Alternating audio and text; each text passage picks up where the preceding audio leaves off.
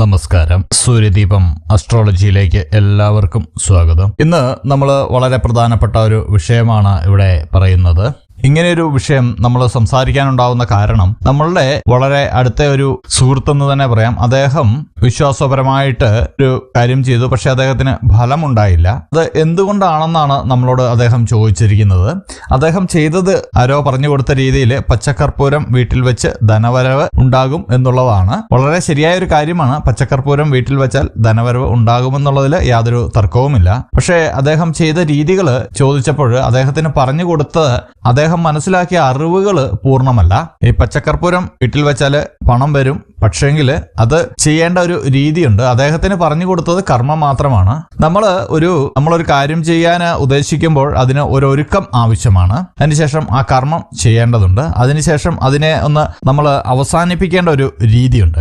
ഈ 3 രീതിയും കൂടി സംഗമിച്ചാൽ മാത്രമേ അതൊരു പൂർണ്ണ രൂപത്തിലെത്തുകയുള്ളൂ. ഒരു ഉദാഹരണം പറയുകയാണെങ്കിൽ, നമ്മൾ ഭക്ഷണം പാകം ചെയ്യാൻ പോകണം, ഇച്ചിരി ചോറ് വയ്ക്കാൻ പോവുകയാണ്. അപ്പോൾ നമ്മൾ ആദ്യമായിട്ട് ചെയ്യേണ്ട ഈ അരി വാങ്ങണം, ഇത് നന്നായി കഴുകണം. ഇതെല്ലാം അതിന്റെ മുന്നൊരുക്കങ്ങളാണ്. അതിനുശേഷം ഇത് അടുപ്പിൽ വെച്ച് നന്നായിട്ട് വേവിച്ച് എടുക്കണം. അതിനുശേഷം ഇത് അരി വെച്ച് ചോറാക്കിയ പാത്രം കാലിയാക്കി അതെടുത്ത് കഴുകി വെക്കുമ്പോൾ മാത്രമാണ് ആ ക്രിയ അവിടെ പൂർണ്ണമാകുന്നുള്ളൂ. അതുപോലെ തന്നെയാണ് നമ്മൾ ചെയ്യുന്ന ഓരോ കർമ്മങ്ങളും. ഇപ്പോൾ നമ്മളിന്ന് ഇവിടെ വളരെ വിശദമായിട്ട് പറയുകയാണ് പച്ചക്കർപ്പൂരം വീട്ടിൽ എങ്ങനെയാണ് വെക്കേണ്ടതെന്നും അത് എങ്ങനെ വെച്ചാലാണ് ധനവരവ് ഉണ്ടാകുന്നത് എന്നുമാണ്. അപ്പോൾ നമുക്ക് നമ്മളുടെ വിഷയത്തിലേക്ക് കിടക്കാം. അതിനു മുമ്പായിട്ട് നമ്മളുടെ ചാനൽ ഇതുവരെ സബ്സ്ക്രൈബ് ചെയ്തിട്ടില്ലെങ്കിൽ സബ്സ്ക്രൈബ് ചെയ്യുക. കൂടാതെ വീഡിയോകൾ ഇഷ്ടമാകുന്നുണ്ടെങ്കിൽ ലൈക്ക് ചെയ്യാനും മറക്കരുത്. നമ്മൾ എപ്പോഴും ധനത്തിന് ആവശ്യം വരുമ്പോൾ അത് ലക്ഷ്മി ദേവിയാണല്ലോ നമ്മൾ പൂജിക്കേണ്ടത്. ലക്ഷ്മി ദേവി വളരെ സുഗന്ധം ആഗ്രഹിക്കുന്ന ഒരു ദേവതയാണ്. അതായത് സുഗന്ധം കൊണ്ട് ലക്ഷ്മി ദേവിയെ പ്രസാദിപ്പിച്ചാൽ എന്ത് വരവും നമ്മൾക്ക് ലക്ഷ്മി ദേവി തരുന്നതാണ്. അപ്പോൾ ഈ കർപ്പൂരത്തിന്റെ സുഗന്ധം ലക്ഷ്മി ദേവിക്ക് വളരെ പ്രിയപ്പെട്ടതാണ്.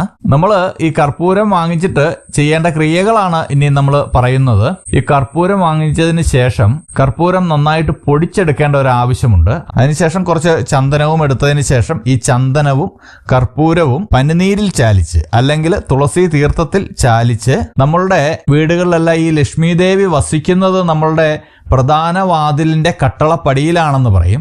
കർപ്പൂരവും ചന്ദനവും കൂടെ ചാലിച്ച മിശ്രിതം നമ്മളുടെ പ്രധാന വാതിലിന്റെ കട്ടളപ്പടിയിൽ മുകളിലായിട്ടും 2 സൈഡിലായിട്ടും താഴെയായിട്ടും 3 വര പോലെ തേച്ച് കൊടുക്കേണ്ടതുണ്ട്. അത് എന്തിനാണെന്ന് ചോദിച്ചാൽ ശിരസ്, ഉടല്, പാദം എന്നിങ്ങനെ 3 രീതിയിലാണ് നമ്മളിത് മനസ്സിലാക്കേണ്ടത്. ഇങ്ങനെ തേച്ച് കൊടുത്തതിന് ശേഷം അതിന് നടുവിലായിട്ട് വലിയ കുങ്കുമവും കൊണ്ട് ഉള്ള പൊട്ട് ഈ ചന്ദനം തൊടുവിച്ച സ്ഥലങ്ങളിലെല്ലാം തൊട്ടു കൊടുക്കേണ്ടതാണ്. അതിനുശേഷം നേരെ നമ്മളുടെ പാചകം ചെയ്യുന്ന അടുക്കളയിലേക്ക് പോയി അടുപ്പിന്റെ മുകളിലായിട്ട് ഈ ചന്ദനവും കർപ്പൂരവും കൊണ്ടുള്ള 3 വരയും പൊട്ടും തൊട്ടു കൊടുക്കേണ്ടതാണ്. അതിനുശേഷം നമ്മൾ എവിടെയാണോ പണം സൂക്ഷിക്കുന്നത്, അലമാരിയിലോ പെട്ടിയിലോ എവിടെ ആയിക്കോട്ടെ, ആ അലമാരിയുടെയും പെട്ടിയുടെയും പുറത്ത് ഇതുപോലെ 3 വര വരച്ചതിന് ശേഷം കുങ്കുമം തൊട്ടു കൊടുക്കേണ്ടതാണ്. അതിനുശേഷം ആ അലമാരിക്കുള്ളിൽ ഒരു വെള്ളി നാണയം എടുത്ത് അത് ഈ മിശ്രിതത്തിൽ മുക്കി അതിലൊരു കുങ്കുമ പൊട്ടും തൊട്ട് ആ അലമാരിയിൽ നിക്ഷേപിക്കേണ്ടതാണ്. ശേഷം നമ്മളുടെ പൂജാമുറിയിലെത്തി ഇതുപോലെ ചന്ദനവും കർപ്പൂരവും ചേർത്ത മിശ്രിതം വെച്ചുള്ള 3 വര വരച്ചതിന് ശേഷം കുങ്കുമം തൊട്ട് കൊടുക്കേണ്ടതാണ്. ഇത് നമ്മളുടെ മുന്നൊരുക്കമാണ്. ഈ മുന്നൊരുക്കത്തിന് ശേഷം നമ്മൾ നമ്മുടെ വീടിന്റെ 4 മൂലയ്ക്കും കർപ്പൂരം കത്തിച്ച് വയ്ക്കേണ്ടതുണ്ട്.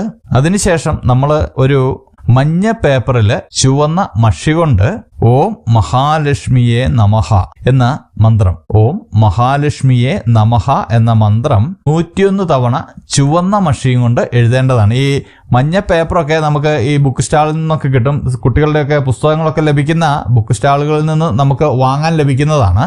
എഴുതുക. ഇതിന് ശേഷം ഇതിലേക്ക് 7 കർപ്പൂരത്തിന്റെ ഇതളുകൾ വെച്ചതിന് ശേഷം ഇത് നന്നായിട്ട് മടക്കി നമ്മളുടെ പണം വയ്ക്കുന്ന പെട്ടി അല്ലെങ്കിൽ അലമാര, നമ്മൾ ആ കോയിൻ വെച്ചിരിക്കുന്ന ആ സ്ഥലത്ത് ഇത് കൊണ്ടുചെന്ന് വെക്കേണ്ടതാണ്. ഇത് എഴുതുമ്പോൾ നമ്മൾ അഗാധമായിട്ട് ആഗ്രഹിക്കണം നമ്മൾക്ക് പണം ലഭിക്കുന്നു എന്നുള്ളത്. നമ്മളുടെ ആഗ്രഹമാണ് നമ്മളുടെ ഏറ്റവും വലിയ ശക്തി. അത് ഒരു പോസിറ്റീവ് എനർജി ആയിട്ടാണ് പ്രകൃതിയിൽ ലയിക്കുകയും അതിനുശേഷം അത് നമ്മളുടെ ഈ മന്ത്രത്തിന്റെ ശക്തി കൊണ്ടും നമ്മൾ ചെയ്യുന്ന കർമ്മത്തിന്റെ ശക്തി കൊണ്ടും എല്ലാം നമ്മൾക്ക് വന്നു ചേരുന്നത്.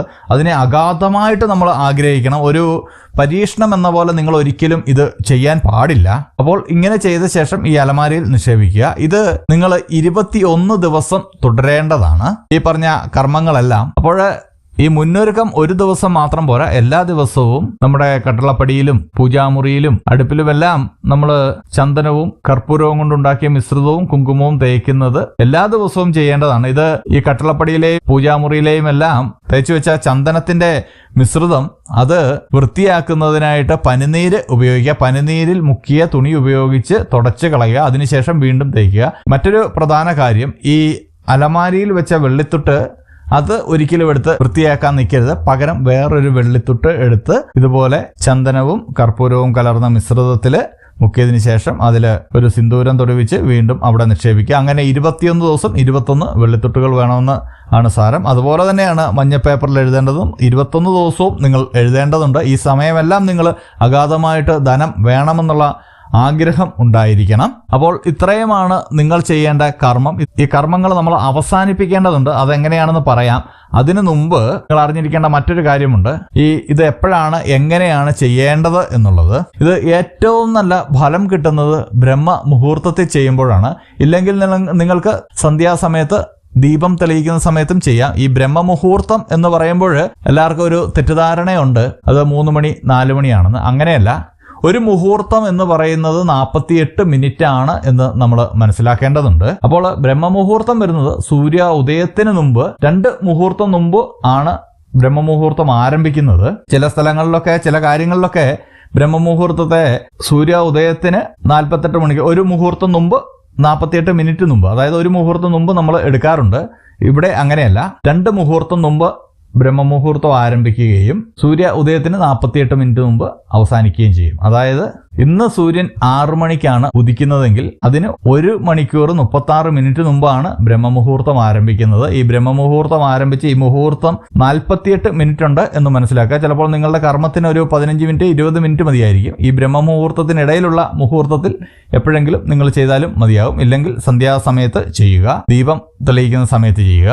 അപ്പോൾ സമയത്തിന്റെ കാര്യം നിങ്ങൾക്ക് വളരെ കൃത്യമായി മനസ്സിലായി എന്ന് വിചാരിക്കുന്നു. ഈ ബ്രഹ്മമുഹൂർത്തത്തിൽ ചെയ്യുമ്പോഴുള്ള ഗുണം എന്താണെന്ന് ചോദിച്ചു കഴിഞ്ഞാൽ, നമ്മൾ ഒരു ഉറക്കം ഉറങ്ങി അത് എഴുന്നേൽക്കുമ്പോൾ നമ്മളുടെ ജീവിതത്തിൽ ഉണ്ടാകുന്ന അടുത്ത ഒരു പുനർജന്മം പോലെയാണ്. അതായത് നമ്മളുടെ ഉറക്കത്തിൽ നമ്മളൊന്നും അറിയുന്നില്ല. നമ്മളുടെ ശരീരം മൊത്തവും നമ്മൾ ആരാണെന്ന് പോലും നമ്മൾ മറന്നുപോയുള്ള ഉറക്കമാണ്. നമ്മൾക്ക് എത്ര കോടിക്കണക്കിന് പണമുണ്ടെങ്കിലോ അല്ലെങ്കിൽ നമ്മൾ എത്ര പ്രശസ്തരാണെങ്കിലും ഉറങ്ങിക്കഴിയുമ്പോൾ ഇതൊന്നും നമ്മൾ അറിയുന്നില്ല. അപ്പോൾ അതായത് ചെറിയൊരു മരണം തന്നെ നമ്മൾക്ക് അവിടെ സംഭവിക്കുന്നുണ്ട്.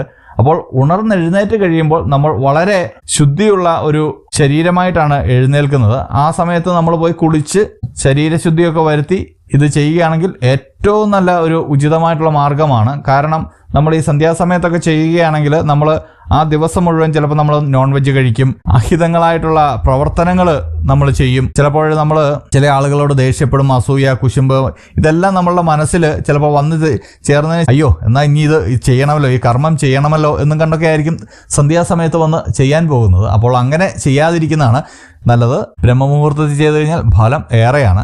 അപ്പോൾ നമ്മൾ ഇങ്ങനെ 21 ദിവസവും ചെയ്തതിന് ശേഷം നമ്മൾ രാവിലെയാണ് ചെയ്യുന്നതെങ്കിൽ ബ്രഹ്മമുഹൂർത്തത്തിലാണ് ചെയ്യുന്നതെങ്കിൽ രാവിലെ കുളിച്ചതിന് ശേഷം ഈ പറഞ്ഞ കർമ്മങ്ങളെല്ലാം ആ 21-ാം ദിവസവും ചെയ്തതിന് ശേഷം ഈ 21-ാം ദിവസം എഴുതുന്ന മന്ത്രവും ആ എടുക്കുന്ന കർപ്പൂരവും പൊതിഞ്ഞെടുത്ത ശേഷം അത് നമ്മളുടെ പണമിരിക്കുന്ന അലമാരിയിൽ വെക്കേണ്ട കാര്യമില്ല. ആ അലമാരിയിലിരിക്കുന്ന 20 പൊതികളൂടി നിങ്ങൾ എടുക്കേണ്ടതുണ്ട്. എടുത്തതിന് ശേഷം വീടിന് കിഴക്ക് ദർശനമായി വരുന്ന സ്ഥലത്ത് കൊണ്ടുപോയി വെച്ചതിന് ശേഷം ആ കർപ്പൂരം കത്തിക്കാവുന്നതാണ്. ആ പേപ്പറോടുകൂടി കത്തിക്കാവുന്നതാണ്. അങ്ങനെ ആ അഗ്നി ജ്വലിക്കുന്ന സമയത്ത് കർപ്പൂര ആഴി മനസ്സിൽ ധ്യാനിച്ച് ഓം മഹാലക്ഷ്മി നമഃ എന്ന മന്ത്രം ജപിച്ചുകൊണ്ടിരിക്കുക. നിങ്ങൾ ഈ സമയത്തെല്ലാം നിങ്ങളുടെ ആഗ്രഹം എന്താ, ധനം ആകർഷിക്കണം, ധനം എനിക്ക് വേണം, തീർച്ചയായിട്ടും എനിക്ക് ധനം ആവശ്യമുണ്ടെന്ന് ശക്തമായിട്ടുള്ള ഒരു ആഗ്രഹം മനസ്സിലുണ്ടാവണം. അതിനുശേഷം നിങ്ങൾ രാവിലെ ഏറ്റവും അടുത്ത ക്ഷേത്രത്തിൽ പോകേണ്ടതുണ്ട്. ഈ ക്ഷേത്രത്തിൽ പോകുമ്പോൾ നിങ്ങൾ 21 ദിവസമായിട്ട് 21 വെള്ളി നാണയങ്ങൾ അവിടെ വെച്ചിട്ടുണ്ട്. ഇത് നിങ്ങളുടെ വീട്ടിലെ കുടിവെള്ളത്തിൽ ശുദ്ധമായി കഴുകിയെടുക്കേണ്ടതാണ്. ശുദ്ധമായി കഴുകിയെടുക്കുന്ന ജലം കിഴക്ക് വശത്തേക്ക് ഒഴിച്ചു കളയാവുന്നതാണ്. അപ്പോൾ ഈ 21 നാണയങ്ങളും നിങ്ങളുടെ ഏറ്റവും അടുത്ത ക്ഷേത്രത്തിൽ കൊണ്ടുപോയി കാണിക്കയായിട്ട് സമർപ്പിക്കേണ്ടതാണ്. അതിനുശേഷം ഏത് ക്ഷേത്രമാണോ ആ ക്ഷേത്രത്തെ നന്നായി മനസ്സുരുകി പ്രാർത്ഥിച്ച് തിരിച്ചു പോരുക. ഈ ഏറ്റവും അടുത്ത ക്ഷേത്രം എന്ന് പറയുന്നത് അത് ദേവീ ക്ഷേത്രമാണെങ്കിലും ദേവന്റെ ക്ഷേത്രമാണെങ്കിലും ഏത് ക്ഷേത്രമാണെങ്കിലും ആ ക്ഷേത്രത്തിന്റെ സംരക്ഷണ വലയത്തിലായിരിക്കും നമ്മളും നമ്മളുടെ കുടുംബവും നമ്മളുടെ വീടുമെല്ലാം. അതുകൊണ്ടാണ് ഈ ക്ഷേത്രത്തിൽ ഒരു കാണിക്കയായിട്ട് ഇത് സമർപ്പിക്കുന്നത്. അപ്പോൾ ഇത്രയും കാര്യങ്ങൾ വളരെ വ്യക്തമായിട്ട് ചെയ്താൽ മാത്രമേ ഈ പച്ചക്കർപ്പൂരം വീട്ടിൽ വെച്ചാൽ ധനം വരാനുള്ള സാധ്യതയുള്ളൂ. അപ്പോൾ ഇത്രയും കാര്യങ്ങൾ വളരെ വ്യക്തമായിട്ട് നിങ്ങൾ മനസ്സിലാക്കണം. ചിലർ നമ്മളോട് ചോദിക്കാറുണ്ട്, ഈ സമയത്ത് നോൺ വെജ് കഴിക്കാമോ അല്ലെങ്കിൽ അശുദ്ധിയുള്ള സമയത്തൊക്കെ ചെയ്യാമോ എന്ന്.